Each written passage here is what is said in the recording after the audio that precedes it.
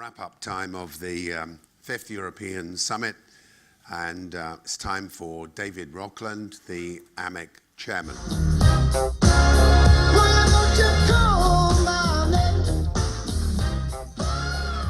Yeah, I'm getting a little tired.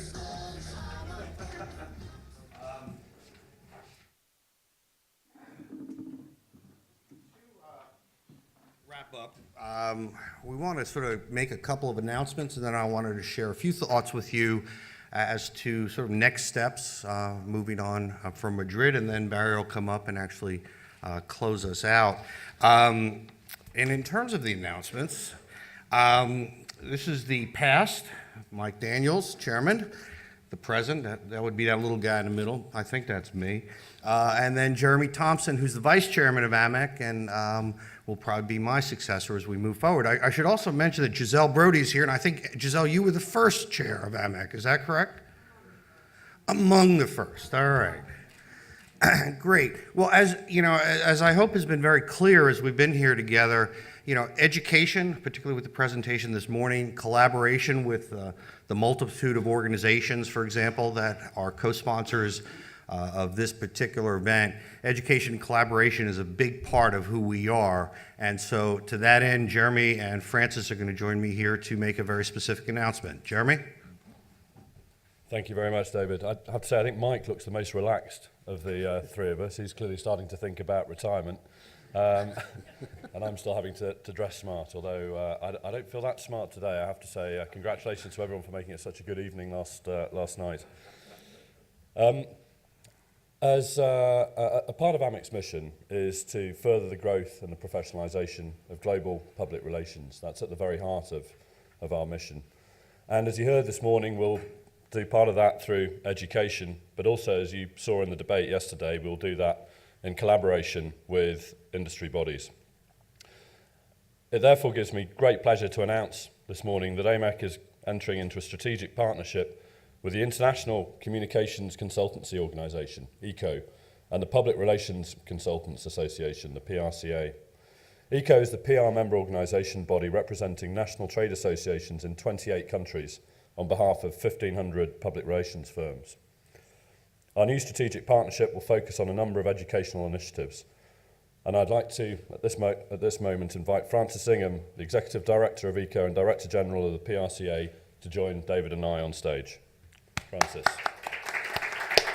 Yesterday we launched our joint guide to measurement for PR professionals, AMEC, ECO and the PRCA, and we'll be pushing that out through the 28 countries represented in ECO this week and in the future. We see it as a growing, dynamic, living document, and I hope it's just the first stage in working together with AMEC to truly put evaluation at the heart of all of the work of PR professionals. And, you know, I really look forward to working with Barry and Jeremy and David going forward. So thank you.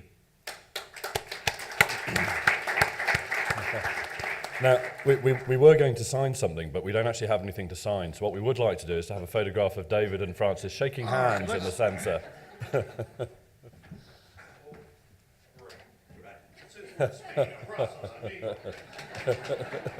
No. Look at that. Partnership embodied.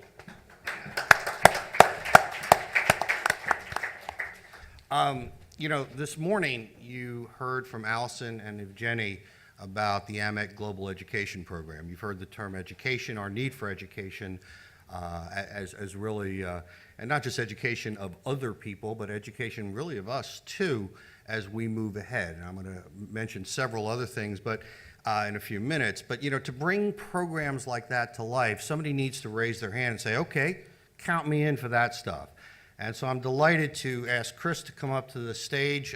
Chris and Booz Allen Hamilton would like to support a number of things we're doing, and I'm going to let Chris take it away. Great, thank you. As Barry mentioned, education seems to continue to be a theme that we're focused on. And although Booz Allen's only been involved with AMEC for just about just 18 months, maybe 2 years, Barry, from our call over the holidays, we're really quite excited and energized by all the work that you all are doing and that we're doing in partnership. So to that end, I've got sort of three things we want to do together. One is I'm committing that Booz Allen will sponsor 6 webinars over the next 6 months, and we'll collaborate with the board and the regional leadership to make sure they're global, and we'll work in collaboration with Emmett College to do that. In addition to that, I think it's important for us to identify those podiums where we may not be speaking, and to sort of leverage the Speakers Bureau, the plans to build out the Speakers Bureau, to identify non-traditional podiums where we can sort of spread the messages, whether it's around our framework or our standards.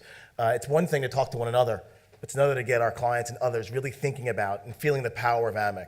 So to that end, we have a program at Booz Allen called MVPs, Most Valuable Podiums. I'd like to sort of use that model and work with Barry and others to identify those 5 or 6 global podiums in the next year where we actually want to sort of tap into the power of this network and put us in those stages. And the third, which is something that's very exciting, is I know that there's some talk around a certification program. And Booz Allen, we spent a lot of time, we created the first certification for change management practitioner back in the US with Georgetown University. So we've done that, and we've done it very well. We've got several hundred change management practitioners who've been certified. So I'd like to convene, with the board's permission, a task force to explore how we'd actually put that together and implement that certification initiative, and Booz Allen would sort of put the energy behind that. So with that, hopefully, that'll sort of move us in the direction of talking about and really realizing the strength of this organization, but also spreading the message so that we really do lead and lean into the future. So thank you so much. So I'd like to spend just a few minutes with you and really sort of go over what we did here the last couple days together. You know, the premise behind this summit, unlocking business performance, the idea that through good measurement, you would enhance the value of communications, and by enhancing the value of communications as a business driver, communications would have a seat at the big boys or the big girls or the adult table.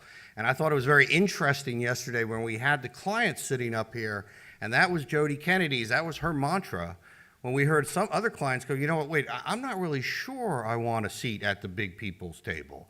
I just really want to make sure we're valued.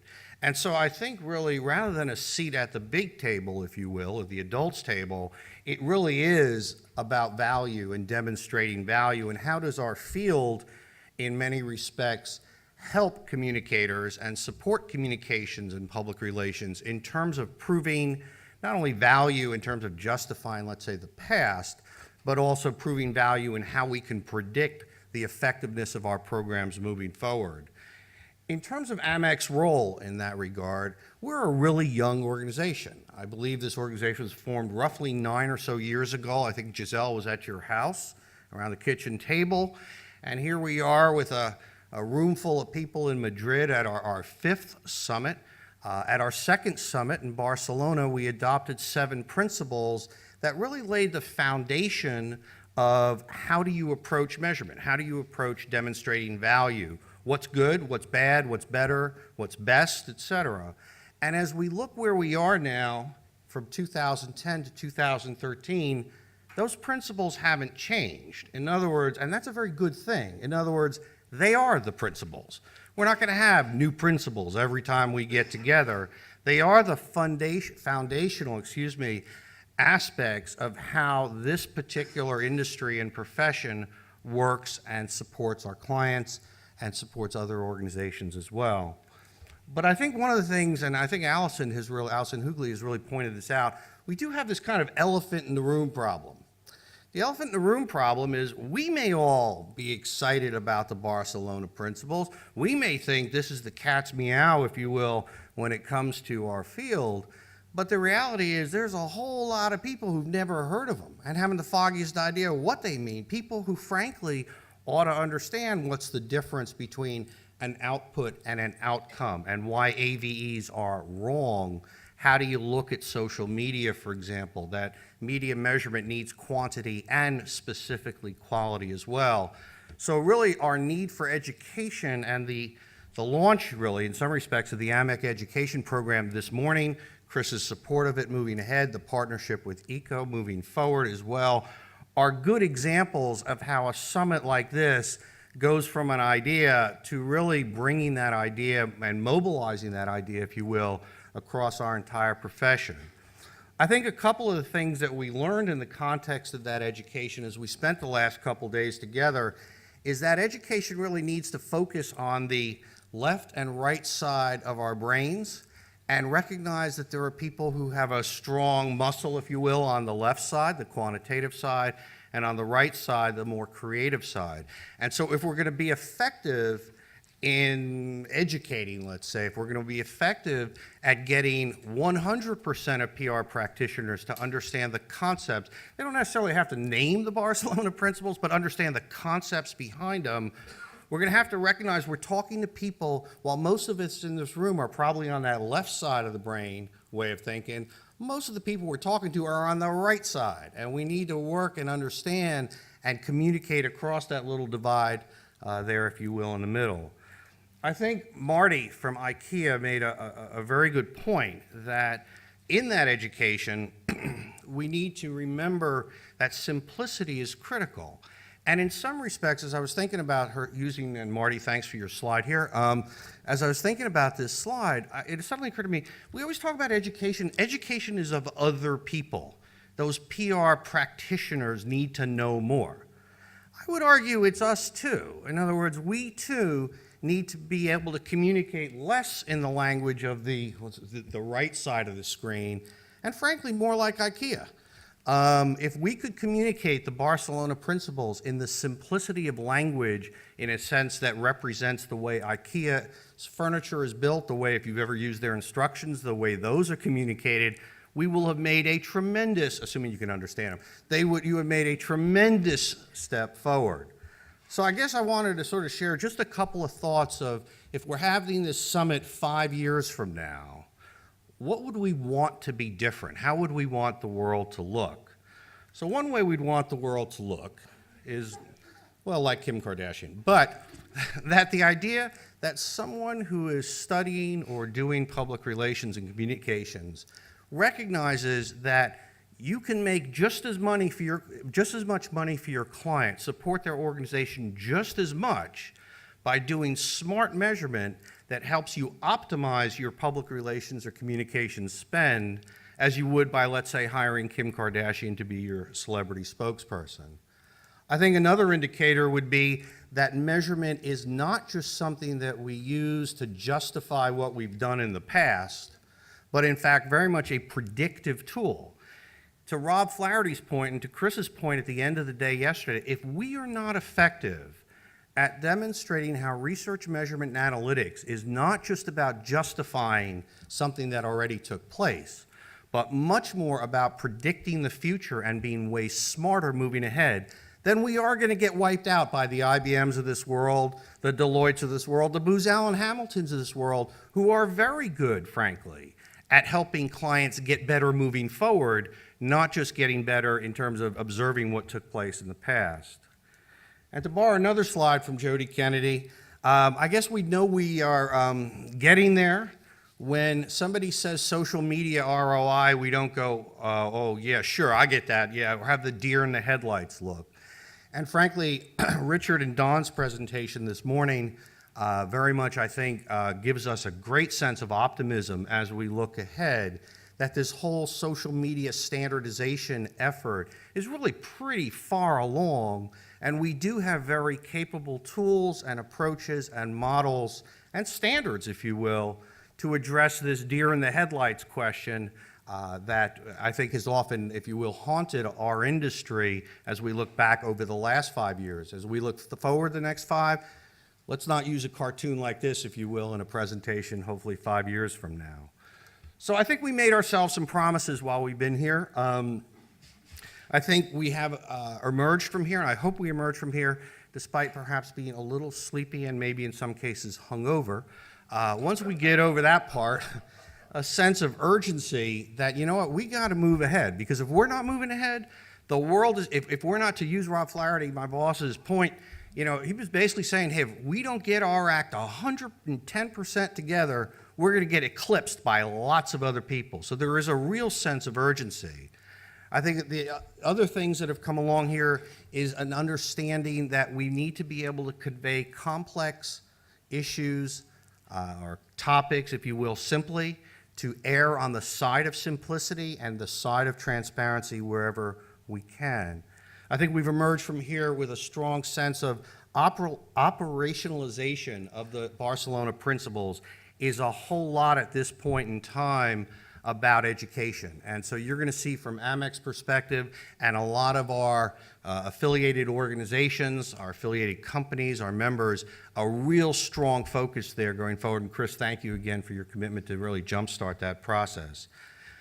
The Barcelona principles, I think we're kind of at the place we're going, you know, they are what they are and they're going to be what they are moving forward. That's, if you will, the foundation. But I think there is a strong, and we've heard really very much the case for standards, and really what standards are, as Mike Daniels was pointing out this morning, you know, terms, definitions, ways of doing things that make us better at what we do. As he pointed out, the first calendar, the way of building buildings, having fires that don't wipe out cities through standards. The point really there is these are tools that help us be better as an industry. The Barcelona principles are laying down really what we're trying to accomplish and the foundation of what we do. So these things very much go together hand in glove. We did have a board meeting this morning. I think the board members, many of whom are going to be quitting as a result of my calling a board meeting at 7:30 this morning. In fact, I thought of quitting myself, except I was the one who called the meeting. But anyway, it gives everybody a free afternoon for a siesta or to enjoy this wonderful city. But one of the things, and Mike Daniels put this forward, it was a motion unanimously adopted by the board, is that we set up a technical standards committee and that we really, as AMEC, not only serve as, if you will, the broadcaster or the educator, but very much the participant on a technical basis in terms of the development, or really, they're quite a ways along in being developed, the, let's call them finalization, if you will, of the various standards efforts that are underway.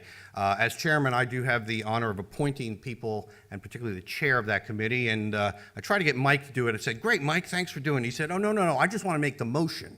So anyway, I'd hope that, and please talk to me if you'd be interested in serving on that committee or perhaps even playing a leadership role in it.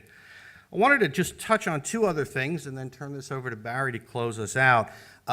You know, a fair number of people in this room are both members of, either or both, FIBEP and AMEC, and you may have seen an announcement come out about the two organizations right as we started this summit. I think some of you may know the organizations have at times discussed merging, and really where we are right now, and I just want to clarify, actually the notice was very clear, but basically what that notice said is, and this came from myself and then the leader of FIBEP, Mazen Nahawi from News Group in Dubai, is really as two organizations, we're going to find opportunities to collaborate. We're going to see how that goes. We're going to be very concrete about what those are. And at some point down the road, if merger discussions make sense, we'll pick those back up again at that time. And finally, in terms of the last item here on my agenda, is something that, you know, sort of fortuitously happens at an event like this. I got on the bus last night, a little dazed and confused, a little sleepy, and who sits next to me but Antonia, and she says, hey, what do you think? You know, I was talking with, with Melanie and Saria, I think is the way to say it, from the Bill and Melinda Gates Foundation, and we, UNICEF, CARE International, and the Bill and Melinda Gates Foundation would like to form some NGO entity within AMEC. We think this could be a very valuable forum, if you will, for organizations like ours to come together and share best practices and really to help shape the role of communications and measurement within our organizations. And so at 1:30 in the morning, you sent me an email to that effect. We took it up to the board meeting this morning, and this shows the lightning speed of AMEC. So we're very much going to move ahead in this direction. Antonia has agreed to really lead that on behalf of UNICEF, along with CARE International and the Bill and Melinda Gates Foundation. And so sometimes things happen here that you don't quite expect, but they're really good things, and appreciate that very much.